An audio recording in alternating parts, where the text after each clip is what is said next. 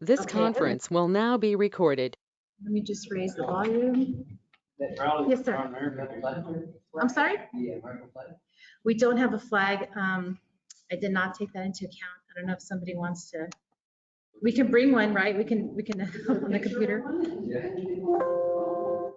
I can do it here. Let's see.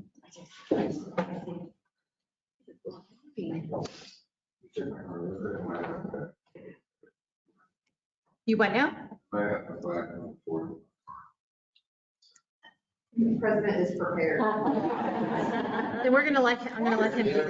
There are some people, there's two types of people, right? Like one type of people where they go in their car is clean and an empty slate, and then you have the car as office and storage device.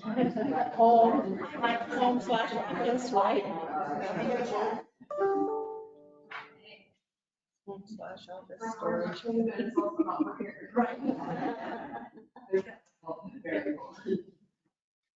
I don't know. We should all know by now we should have a flag in our Fall, vehicles. winter. I don't know. I've listened enough. That's what I'm calling. Has it? Oh, yeah. Well, you went to Hawaii? Not yet, so you don't need yet. Okay.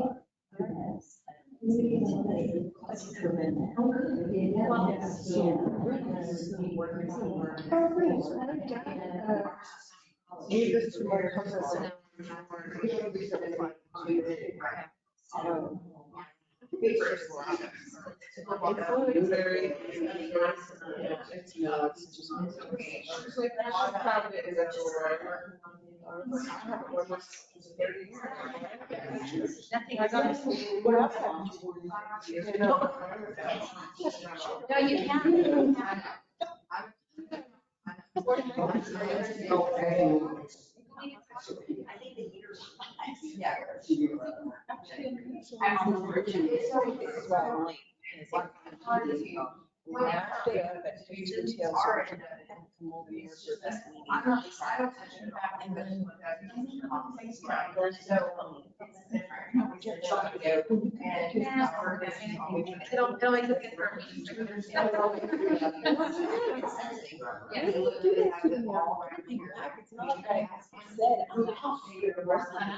I'll be back. It came on. Oh, my goodness, they're awesome.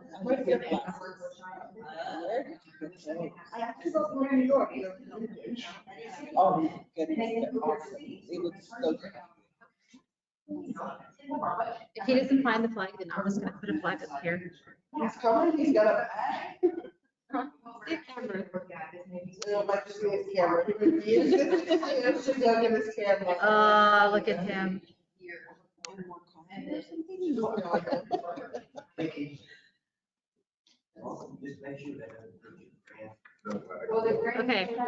He totally moved on with us. We have his camera. All right. Okay, there's our flag. And then Beautiful. here is screen to share. All right, everyone, we've got a flag up so we can start our meeting. Okay, sorry about that. Okay,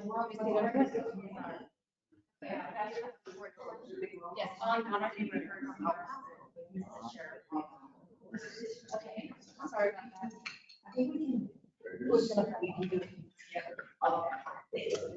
Okay, everyone, after much delay, we are official, we can start.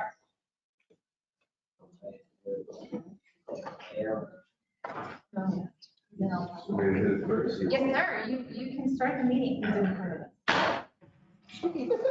That'll wake us up.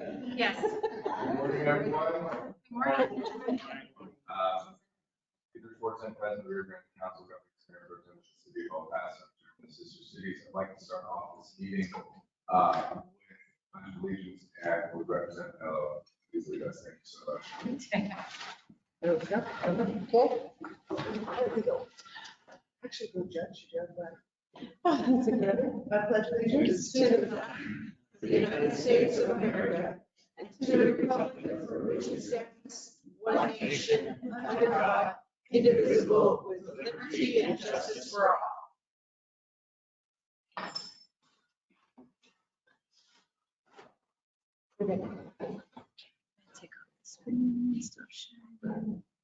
And before we start with most of the agenda, I would like to take a moment of silence to recognize those members that are still breathing, still asking questions, demanding answers from their government on multiple levels.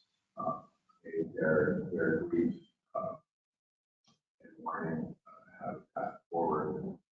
Also, would like to silence too. We're less than a week away from the third anniversary of the domestic terrorist attack in El Paso, Texas, was on August 3rd. That really was extremely impactful for our community, one in which we are still dealing as well. It gave the courage of our leaders to come through.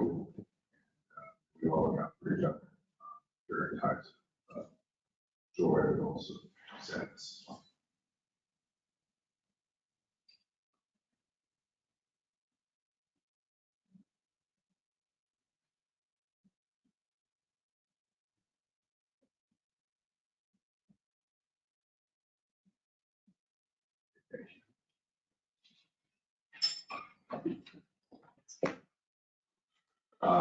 Do we have a long determination form?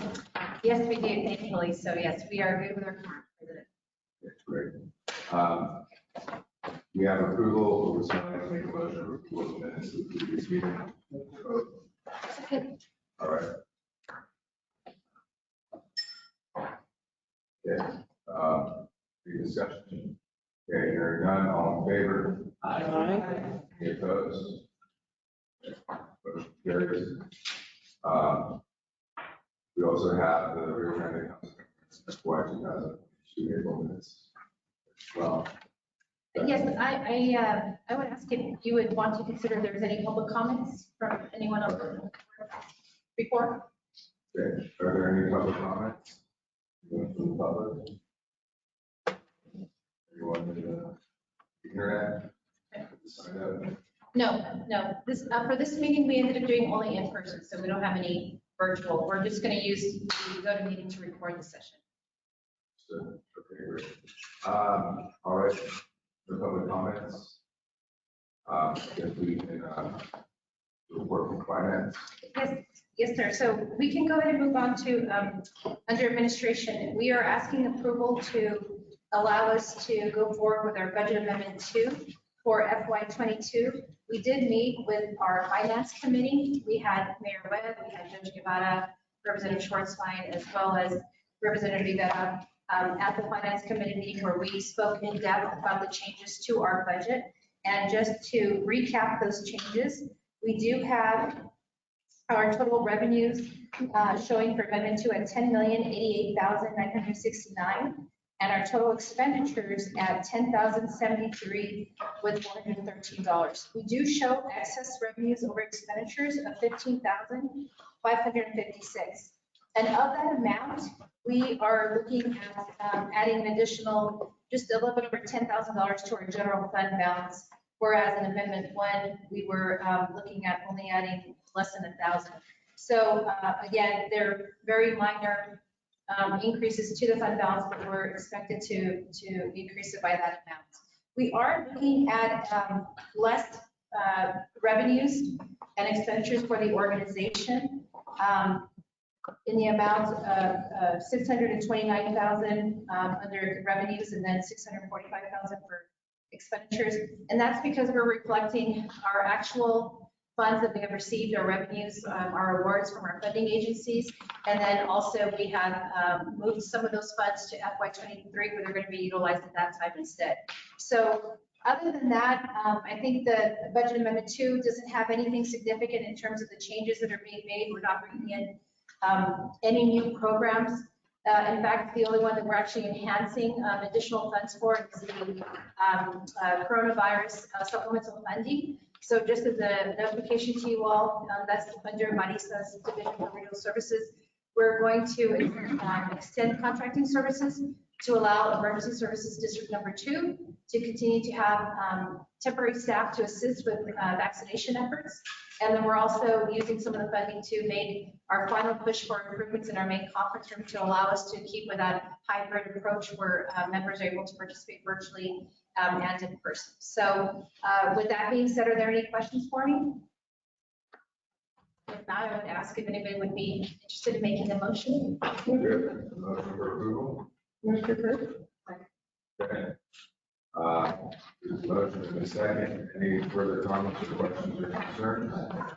Yes, sir. Commissioner Whalen. And then just a quick question about that, vaccinations. What group of our constituents are you targeting? For those vaccinations, for those funds, it's everyone in that ESD serves. So predominantly within South El Paso County. We're not looking at a specific population target. Yvette does have some funds that she was using for that under the CDC program, and that's for 60 and older. But we will say that we have had difficulty in identifying any new participants to the vaccination efforts. I think because our region as a whole has done really well in terms of being vaccinated. For the boosters, I think that's been a little bit of a difficult sell to get people to get those additional boosters. If when you can let Miles know so we can help you publicize it. Yes. So people know that it's going. Okay, we will definitely do that. Thank you. Are there any other questions? All right, I'd like to call a question. All in favor? Any opposed? Okay, motion carries. Item number 2. Yes, so item number 2, we are requesting board approval to allow the Rio Grande Council of Governments to transfer and or dispose of some of our fixed as well as our expendable assets. And if approved, the assets are going to be removed from our inventory asset listing. And as you can see in this agenda item on the subsequent pages, you can see actual pictures of the items that we're asking to dispose of, and it does inform whether those items are in good condition, fair condition, or poor. But we already had some takers for some of these items during our finance committee meeting. But if there's anything that you think would be beneficial to your agency, please let us know. We have a tremendous amount of chairs. So I'm thinking that if there are, in many instances, they're torn here or there. But if you all think that there's somebody who could benefit from it, especially a nonprofit, let us know, and we can get those items to you. Are there any questions for me on this item?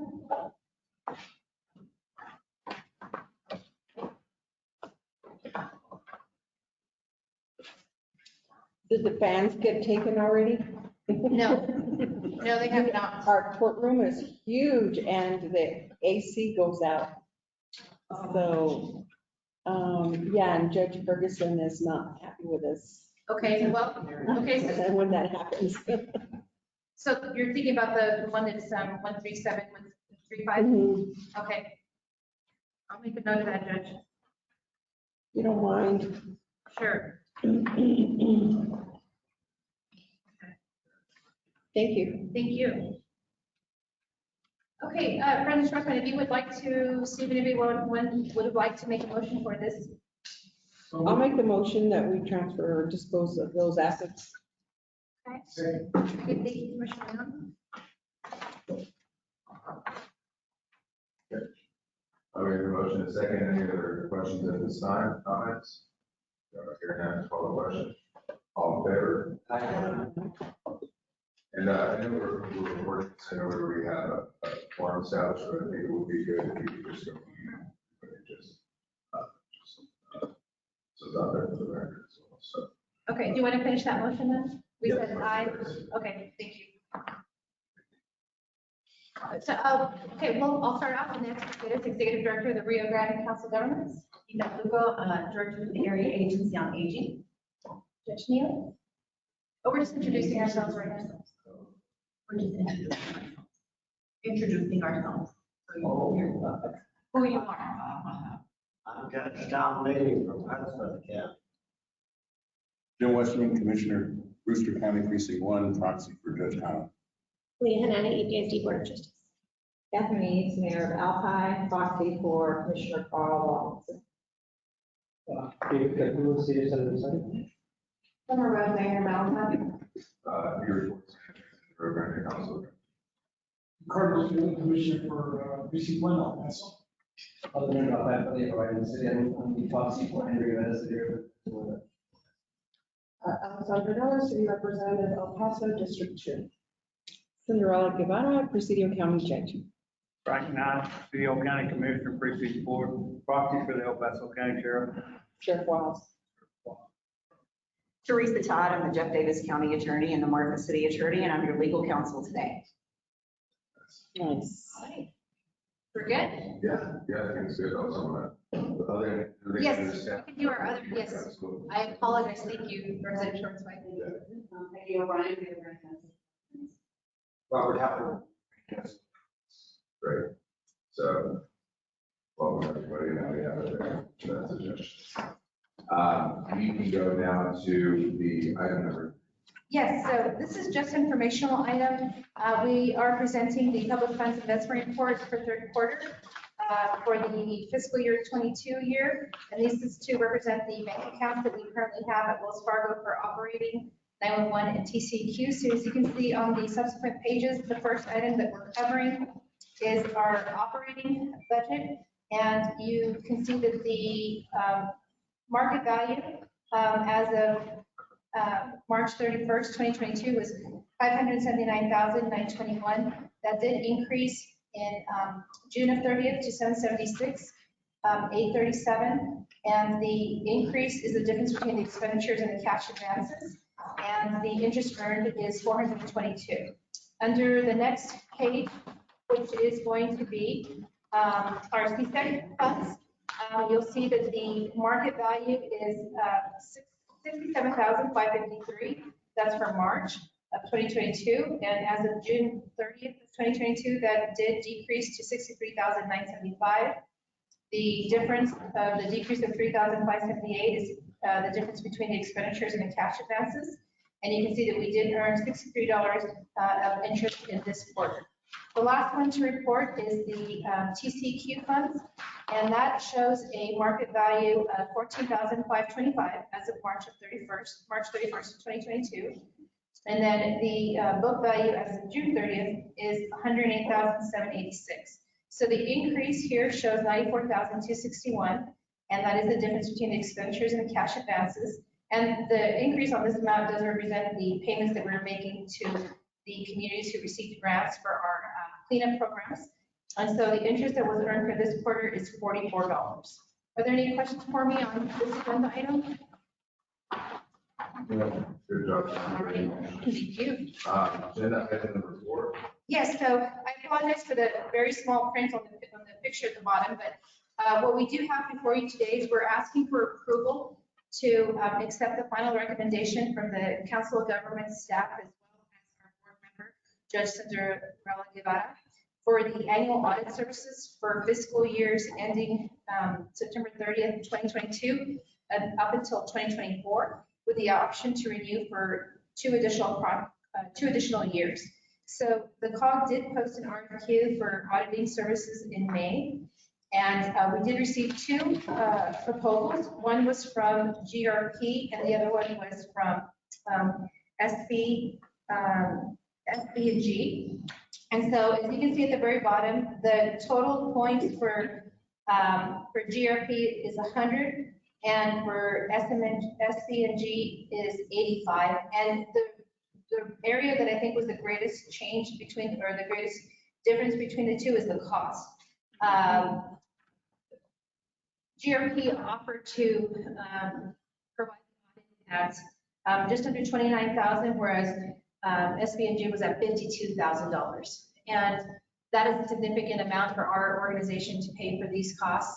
I know that paid costs shouldn't necessarily be your only determining factor, but I think, again, because GRP does have such a large portfolio of working with governments, I think that that really goes well in terms of how it is that they would be able to communicate with us and be able to evaluate our services under the Council of Governments. And then also we have been using them for a significant amount of years. So that was another concern. But I think that what's really important to note is that they do use different partners. So we do not have the same person that we've been working with for several years.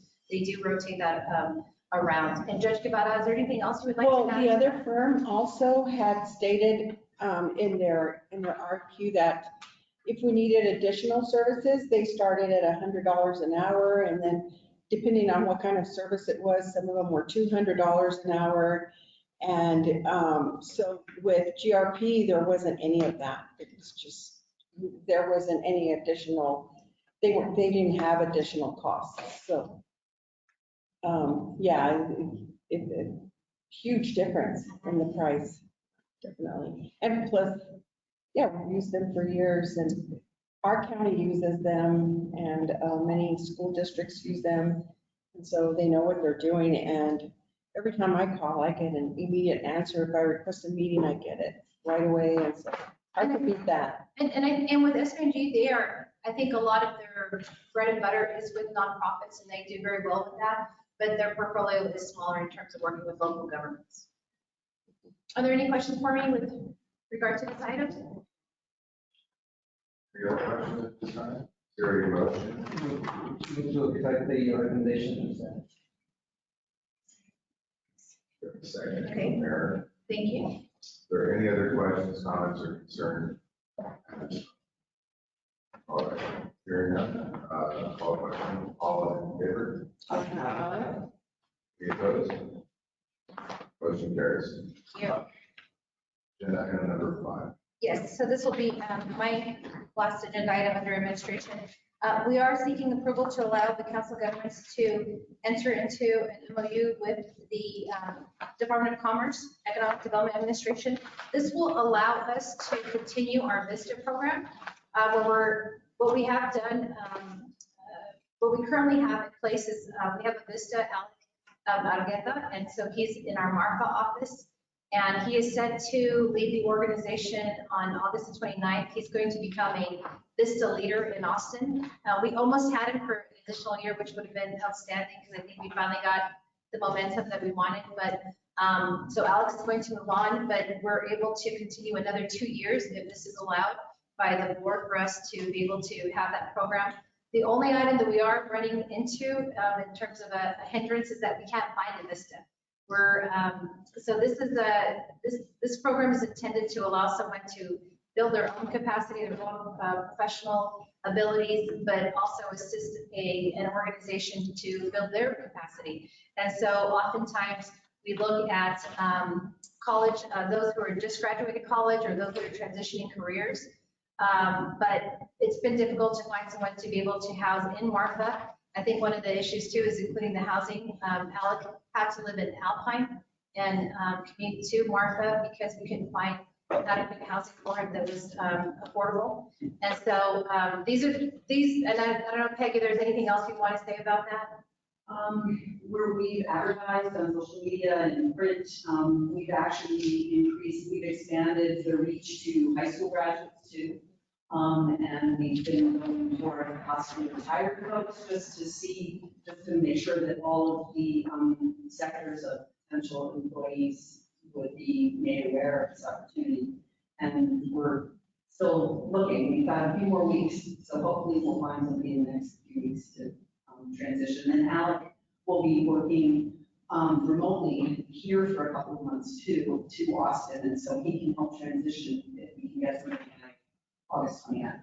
And just quickly, just so in terms of some of the benefits that are included with the VISTA program, you do receive a monthly stipend. They did increase that to what is it now? $1,300. So $1,300 a month. So the whole idea behind this premise is not for you to, I mean, they want you to, it's almost, it's not a living wage per se, because you're taking as much opportunity and learning and experiencing as an organization. So they give you a living stipend, and then they provide you with health insurance, and then they provide you with, I believe, up to $6,000 that can be used towards your loans, a repayment of loans.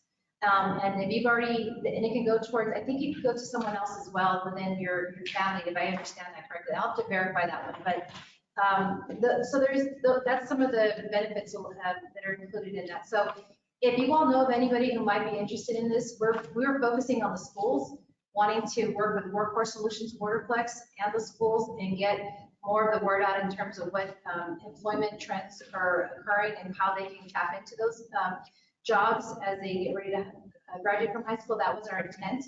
And then if there's somebody who may want to be out of Alpine or may want to be out of Fort Davis or Van Horn, at this point, we're going to be flexible where maybe we all know how to work virtually now. So if that's going to be the case, then we just want to make sure we don't pass this program up.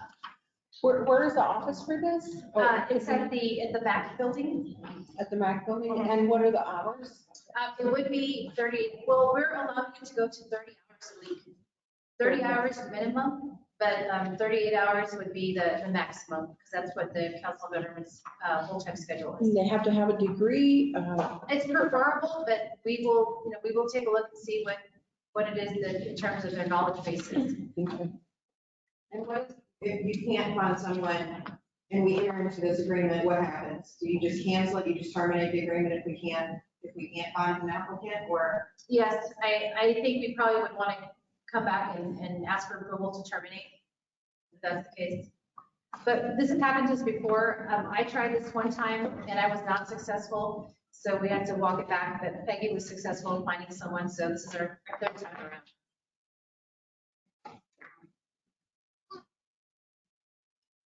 Any questions on me? So is this something that maybe we could, if we don't have, maybe we could take it to the local high school administrators and say, For sure. hey, do you have anybody that maybe you could recommend for this? We can give you position? the flyer that we're using and explain some of the benefits that goes towards it. And we would, any help you all would offer would be greatly appreciated. That might be a good, yeah, if you could send that out, that would Okay. probably be a good way to recruit somebody. Who's gonna know better than that local high school administrators? And I think the other thing too is that if there's even someone, just as I recall, there was one person who was transitioning careers and she pretty much just said, I'm gonna take a year off. She went from marketing to government, but she used that 1 year in the VISTA program to just learn more about government. And so she was already a seasoned professional, but she just took advantage of the program. Obviously, if there's financial constraints, then I understand why people would not want to get into this, but if there's something that would allow you to do that, this is a great opportunity. So it doesn't have to be only young adults. It How could be- old was this person? She was probably, I think she was about 38. It's for one position and it's paid. Well, you'll get the 1,300 a month. Are you coming? Okay, all right, we'll take it down. Fine. Insurance, yes, sir. And as well as the sick leave, and then you have some paid time off as well. Where relocated? What was there? Well, yeah, ideally, we would want them to be housed in Martha because Peggy would be their direct supervisor. But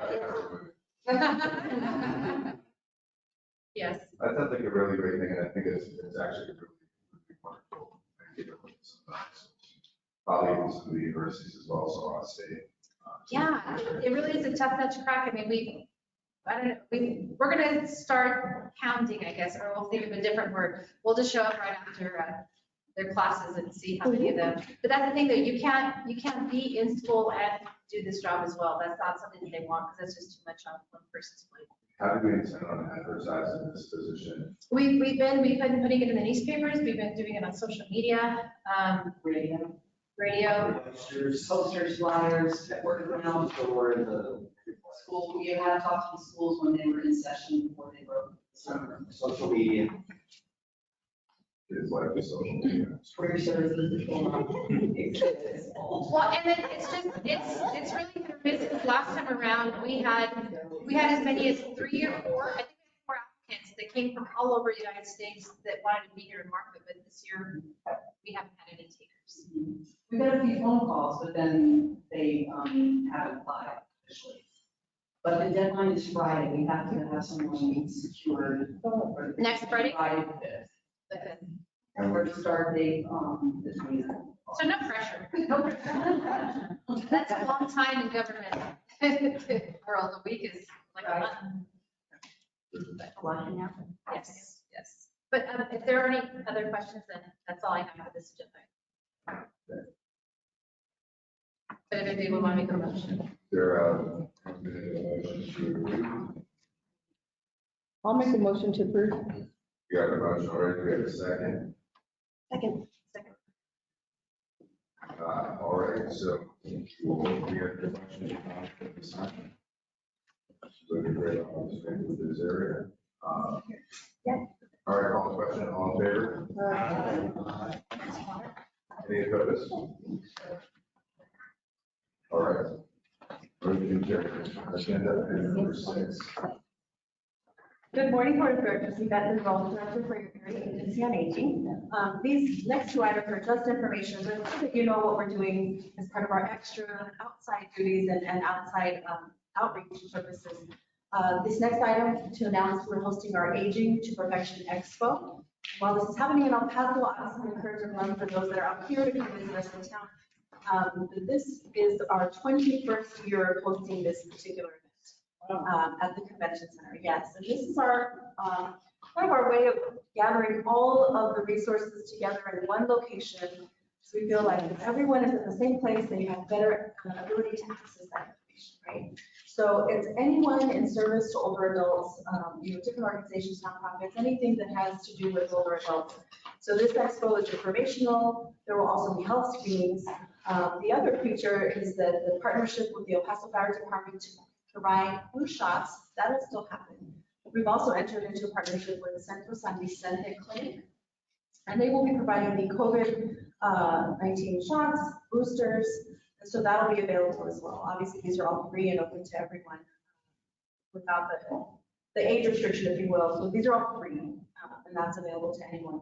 But this event, we will obviously want older adults to attend. We also try to target those older adults, aging adult children, who are caring for aging parents. I think that's such an important piece to how we allow and help our older adults stay in communities for as long as possible. Many of us who have been in those predicaments and want to actually help our parents or grandparents stay in community and learn about resources sometimes don't know where to start.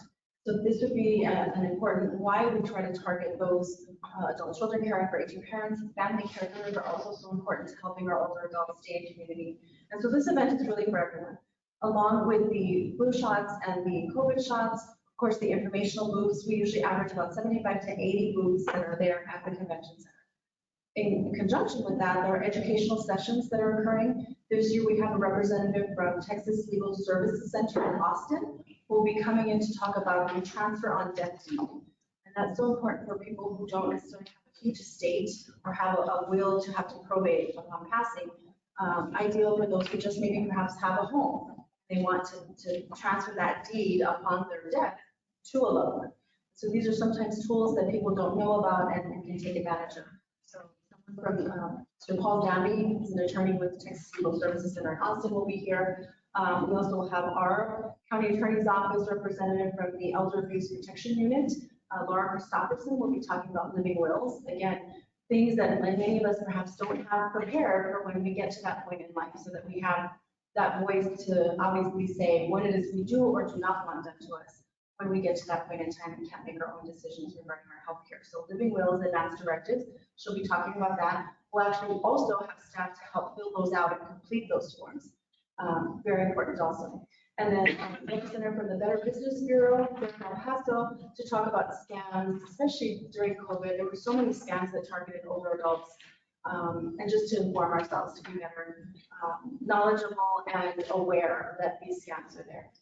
So this event is, again, August 31st at the Convention Center from 9 to 2, free to the public. Oh, I forgot my favorite part. My favorite part to this is there's also entertainment on the stage, but they're all older adults. And we do that on purpose because we want everyone to see that just because we're aging doesn't mean that we can't still be active and live, and just, it really brightens my heart. It makes me feel so good to watch someone who's aging and just so active, and gives me purpose to say, like, that's how we should all aspire to be. Remain active and bust the myth that just because we're old means we're infirm and can't do anything else, right?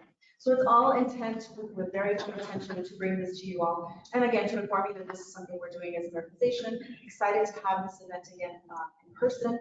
Last 2 years, we've had to cancel it. So we're hoping and praying that everyone will come and be a part of this and take part in this event that day. So just an informational item for you all. Question. Yes, ma'am. When you say older adults, what age group are you talking? Well, I mean, for us, for qualification purposes, our age minimum is 60 years old. But again, we're all aging, as far as I'm concerned, so it's important for all of us to understand and learn what's available and start thinking about and planning. So I think that's probably our biggest issue when we don't plan for aging, and especially if our desire to stay in community. It's important because we've got to get everything in order to make sure that once we get to that point, then you can in fact stay in your home and remain as independent as possible. I think that's very important. Thank you. Thank you. So that's all I have, unless anyone else has any questions on that particular item. Are there any other questions at this time? I'd like to ask Representative Jarrett, if you have any questions. We'll go to agenda item. Thank you. And this again, also information, this is something, again, just so that you know what we're involved in. I believe it was, we actually did come to you all to inform you that we were approached to be the local host for our state conference.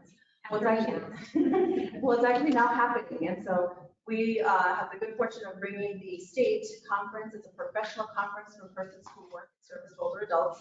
It's called the Aging in Texas Conference. So we're bringing that to El Paso, and that's actually occurring August 17th, 18th, and 19th in El Paso. It's also the convention center.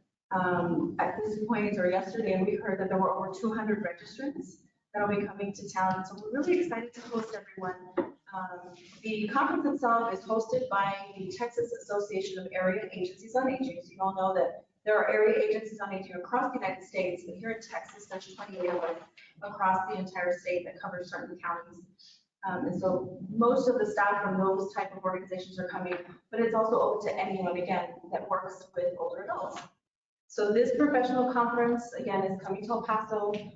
We're very excited to host that here. Of course, Annette brought that up, as she said, felt it was important that we, bring people to our city to help show them just how special we are.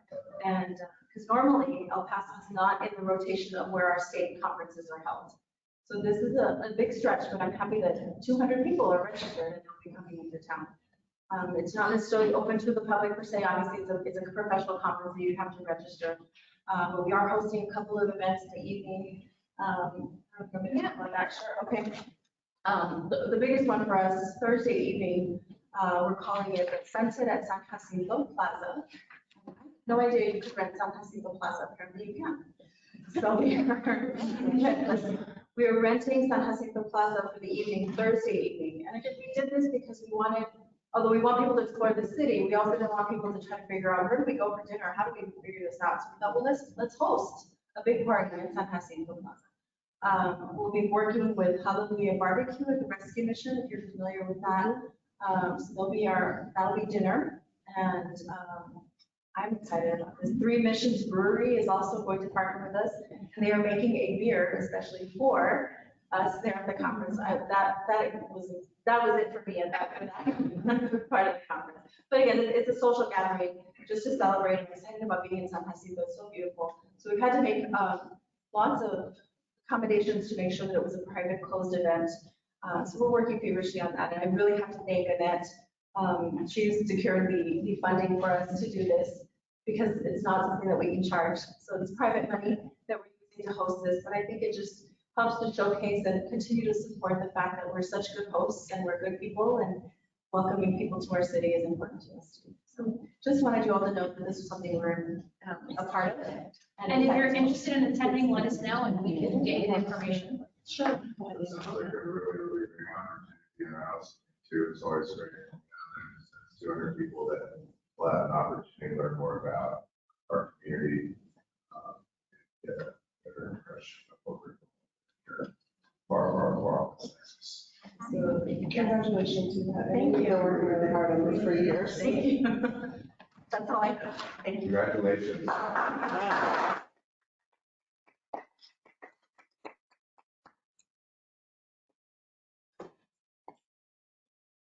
So do we have the director's report? Yes, you can see from my activities on the sheet what's been happening.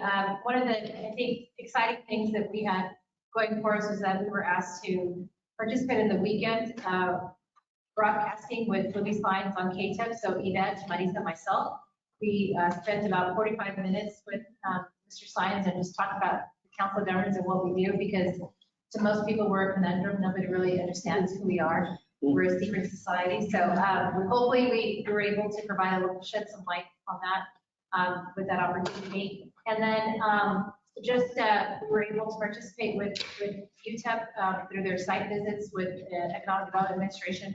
Just so you all are aware, those announcements will be coming very soon. So hopefully UTEP will be selected as one of the grantees for the Build Back Better. And so that should be great for our region in terms of aerospace. And so those are the things that, and then also participate in the NOPO review for El Paso County. So that will conclude my presentation for my activities, and I can turn over to the President for your report. Great. So as part of this president's report, I actually am going to be wearing a couple of different hats. So I think one of the things that makes the Rio Grande Council of Governments so effective and so long is that really it's about bringing communities together, right? Working under a common goal, respecting different communities, both urban and rural, and sometimes between, and looking forward to bringing better prosperity opportunities for our communities. That reminds me a lot of the work that I've been doing with Sister Cities International. As now current chair of the national board, and been sitting on the board of directors since 2016. Assumed chairmanship just a few weeks ago. And so I'll be representing the organization for 2 years, and there's a couple of initiatives that I think are really relevant to a lot of the work. The organization is one that really helps to connect for international relations and international opportunities with communities both large and small. And so I have a short presentation, a little bit about Sister Cities International and what we do, but also the other issues as well to share with you all if that's okay. So we're going to put on my Sister Cities hat. Can y'all see this okay? Need to be tilted up a little bit higher. Can everybody see it? We can see it. You're gonna all of it. Awesome. So again, so this is a presentation that I have regarding the upcoming U.S.-Mexico Mayors Community Summit. This is comprised invite to all of our members and to the public as well. This will be October 11th and the 14th, both in San Diego and Tijuana. So I wanted to start off a little bit about what Sister Cities International is. So Sister Cities International was actually started by Dwight Eisenhower, President Eisenhower, on September 11th, 1956. Eisenhower was looking at ways to create bonds of global peace and understanding at a time during the height of the Cold War where countries were not talking to each other. And I think we can all see today how important it is for communities, countries to talk to each other. It's probably more so now than ever. But he envisioned an organization that could really be a hub of peace and prosperity, not by focusing on what professional diplomats or embassies are doing, but looking at person-to-person relationships, not on the national level, but on the subnational, focusing on building exchanges city to city, right? Where mayors or county judges or whoever find a city, a foreign city that has similar interests, focusing on those relationships. And eventually the idea that Eisenhower had is that those exchanges would eventually lead towards further exchanges and ultimately economic development opportunities as well as cultural exchange opportunities, right? Sometimes when we have a chance to leave our home, we get to see what makes our home so special, right? And anytime we're able to go and share a little bit about who we are and where we're from, it helps to knock down walls, right? It helps to build up those doors of understanding and eventually help to go away from conflict. So currently, our Sister Cities Network is comprised of over 2,000 partnerships in over 140 countries, over 5 continents. We're trying to get in touch with the mayor of Antarctica and trying to work with the penguin colonies. Very, very difficult to get in touch with. Horrible Wi-Fi and email over there. We have, again, over 2,000 partnerships across the world. And where these communities are, as you can see that they're throughout the United States with the amount of partnerships that are there. In regards towards Mexico, we actually have the largest amount of sister city partnerships between Mexico and the United States, with over 170 sister city partnerships, followed by Japan and then China. Interesting thing to note was back in the 1950s, 1956, the first sister city partnerships were signed mostly with Japanese and German cities with the US. And a lot of that was coming out of the war, making sure that just because these countries had fought doesn't mean that we can't work together again in the future. So way a sister city partnership is created is it's basically an agreement between two communities, right? It can be started from a mayor's office to a mayor's office. It can be started through a local university. It can be started through volunteers. I know that, for example, in Albuquerque, they've had a sister city organization since 1967. They have a number of about 10 different sister city partnerships. One is with the country of Georgia. And the reason why they had that was that there was a couple of PhD candidates at the University of Mexico from Georgia, not the state with the peaches, but they were homesick. And they discovered the sister city program in Albuquerque and basically took it upon themselves to kind of move forward with this relationship. And so we see a whole bunch of different reasons why. There's some sister cities that have been developed really focused on economic initiatives, identifying key industries in two different cities and looking at that as a way to create a relationship, right? For example, you have Fort Davis and the observatory right there. Would make a lot of sense. Other communities have taken that kind of science and educational research and used that to create a sister city with another one there. In the case of Marfa, this is, for what it is, there's a lot of arts tourism in this area. Looking at other global communities that have some similar kind of things like that, say Bilbao, Spain, with the museums that they have there. So really is something that comes across between both cities to do that. California, for example, a lot of their Mexico sister cities are based upon humanitarian exchange, fire trucks, ambulances, that sort of exchange. In the case of El Paso, with our sister city, Ciudad Juarez, written into our agreement is to go and promote both of our cities on the federal level in both Mexico City and Washington, D.C. together. That's part of our sister city agreement as well. So really, it kind of comes up to how two communities really want to make that agreement. It can be as specific as possible or as wide as possible. But we usually see 4 key areas that communities focus on: arts and cultural exchange, right? Whether that's, high school students that are exchanging paintings or photography, educational exchange, humanitarian exchange, or municipal sort of tech assistance, and then economic exchange as well. Fun note about sort of how these kind of bonds can sort of work their way into the real world is a lot of you are probably familiar with the Toyota plant that was built in the 1990s in San Antonio, right? It's probably one of their largest manufacturing plants for automotive in the United States.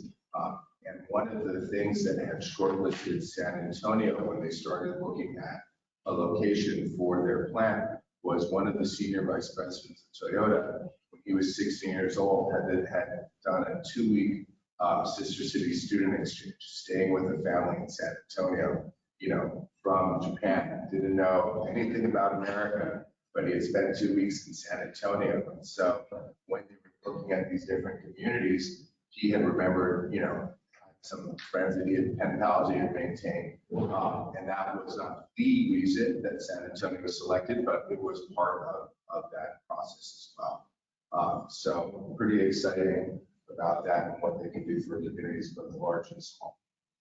And, again, too, when you talk about our our next generation, our children. Anytime they can get a larger sense of their self in the world is always positive towards understanding not just the world around them, but understanding oneself. And so we have the next on the Mayor Summit. This is pretty big.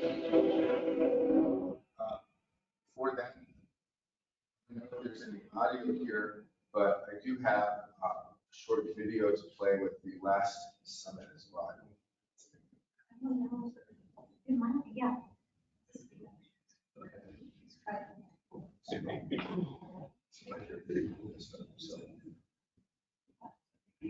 And this will give you guys a little sense. This is actually a video, short video from Eisenhower's initial announcement of the founding of Sister Cities, with some images from our different membership networks as well, some of the program that has occurred throughout the years.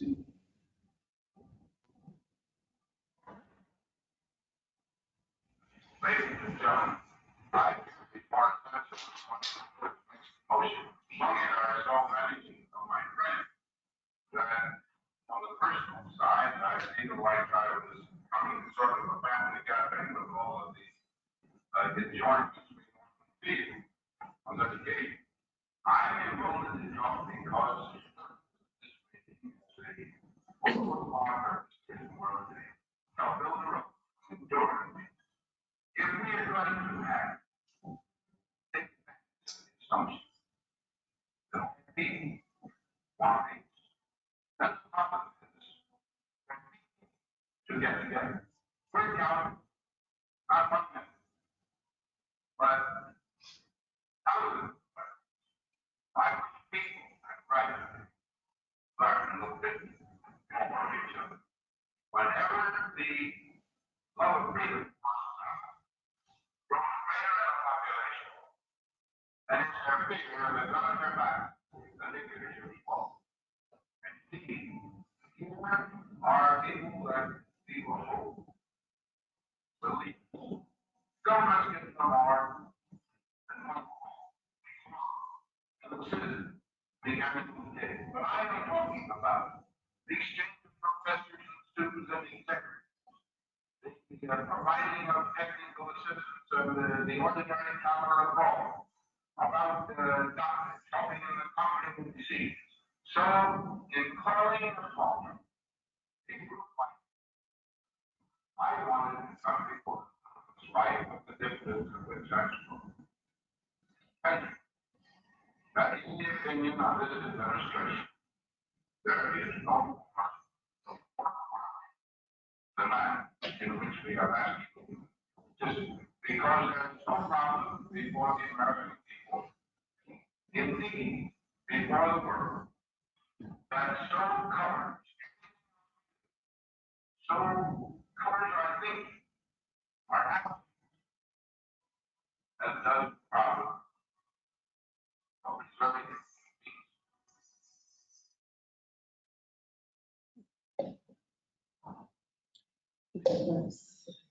So pretty exciting, and we've actually seen, you know, all of us live in the same world. We're all seeing what's going on across the world right now. We've done a number of really successful global conversations and monthly roundtables between our Ukrainian sister cities and our American sister cities as well, which have actually helped in providing humanitarian assistance and others during this time as well. So the U.S.-Mexico Mayors Community Summit is going to be going on as well.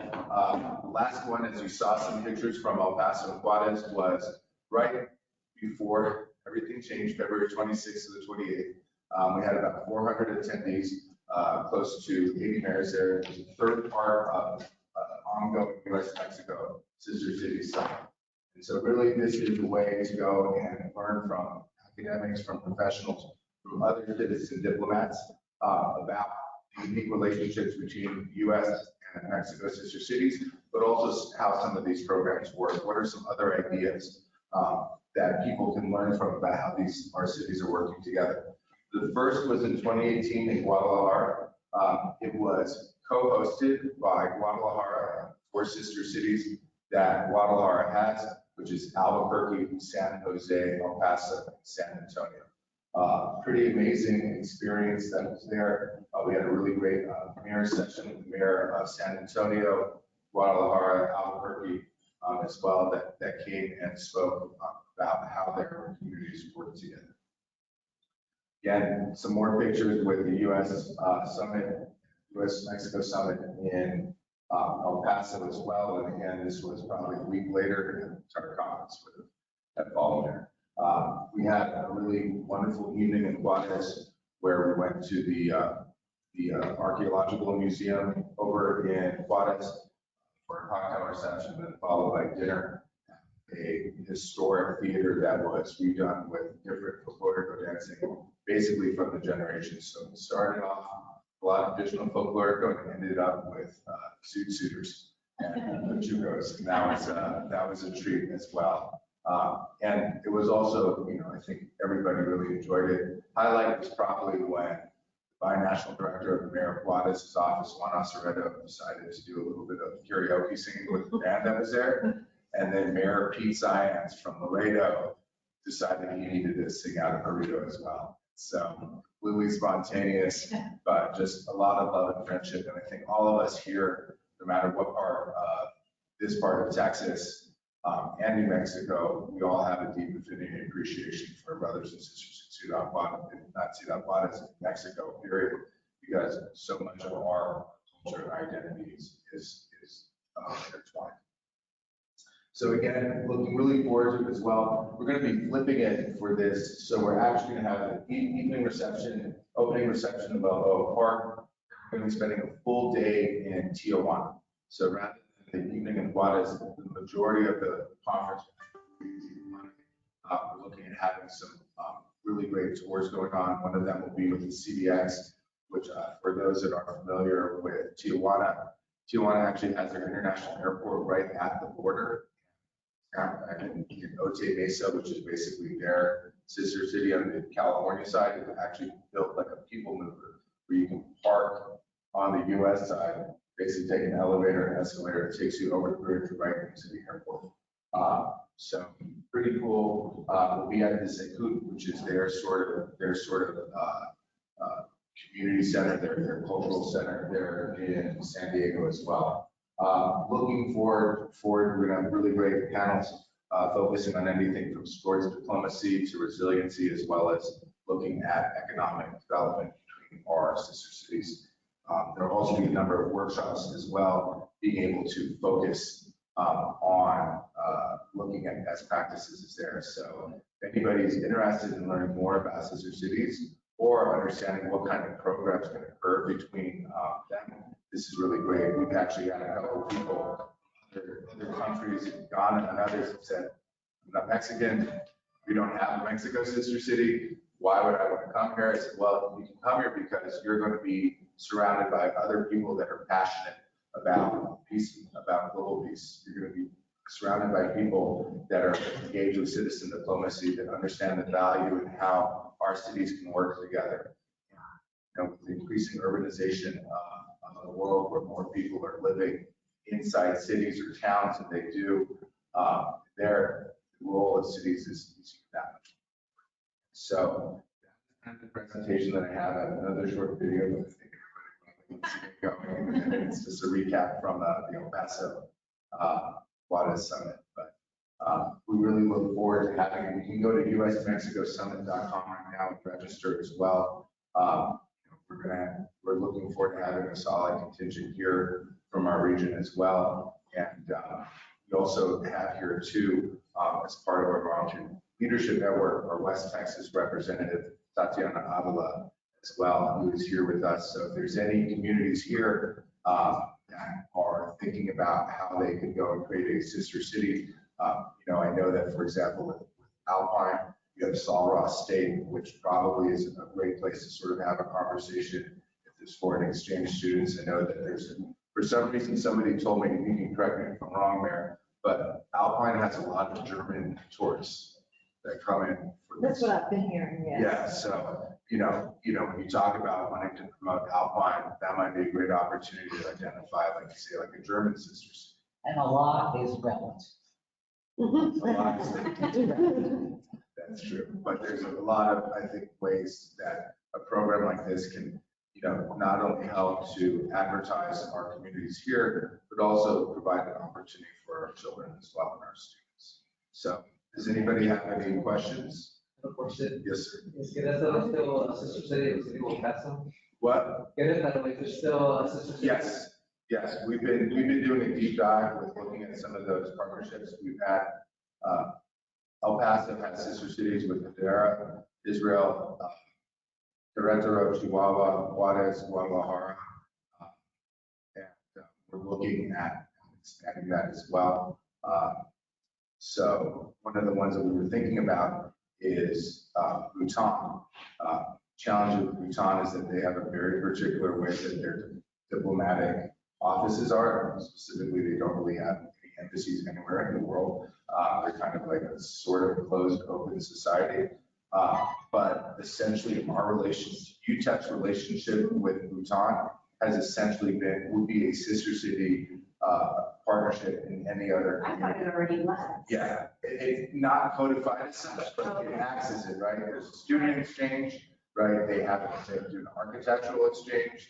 The king of Bhutan loves to come here. He comes on occasion. So there already sort of is that. The question is, how do you sort of codify it in a more organized agreement? I think sometimes with El Paso, I think we wake up every morning and it's a sister city moment, right? We brush our teeth, we look into another country, we almost take it for granted, but I think that there's a lot of growth with it as well locally. For example, Alamogordo and El Paso's relationship with the German Air Force, the German Army, training for so many decades would have been a great opportunity for a sister city agreement. Most of their personnel is now moved out officially, but there's always opportunities for communities both large and small. And again, with those 500 members that we have across the United States, many are cities below 20,000, 10,000 people as well. So it's really not something for like the big cities. Yes, sir. Okay, that was my first year job at graduate from UTEP, but now I get into the Aerospace Center for Mexico and like the building passenger jets there. And that would be is promoting aerospace. Oh, wow. Yeah. The West Texas Aerospace Initiative that UTEP is focusing on with Dr. Shiguri and the county and the city is a really great opportunity for all of us. So I'm also Mexican. My wife is Mexican. Great. And we both hold my home and get it done. Well, it sounds like you are a point person for our Yes. Sister City program. Yeah. And that's the other thing too, is that this is really not something that necessarily starts from, it really is fueled by volunteers and it's fueled by local citizens. So for example, Albuquerque's program Albuquerque's program is a 501(c)(3). It's mostly run by volunteers. They work with the mayor's office to coordinate if there's any foreign dignitaries that come in to help them give tours and that sort of thing. San Antonio's program, for example, is all housed within their economic development department. And the thing about all these programs is it has volunteers from throughout the public, right? So people from the chambers, people from their tourism department, local citizens, professors, as well as people from city staff as well. So we see that throughout there. Of course, it's something that makes sense on the local level, what makes sense for your community. But the Querétaro thing is definitely something I'd like to talk to you about. We're kind of taking a deep dive and seeing who wants to take ownership for what and help do that. So that's a really great idea. So with that, I'm going to go sit over there and put on my president's hat and my chairman hat. I have some cards if anybody else is curious for more information. Thank you again. Thank you.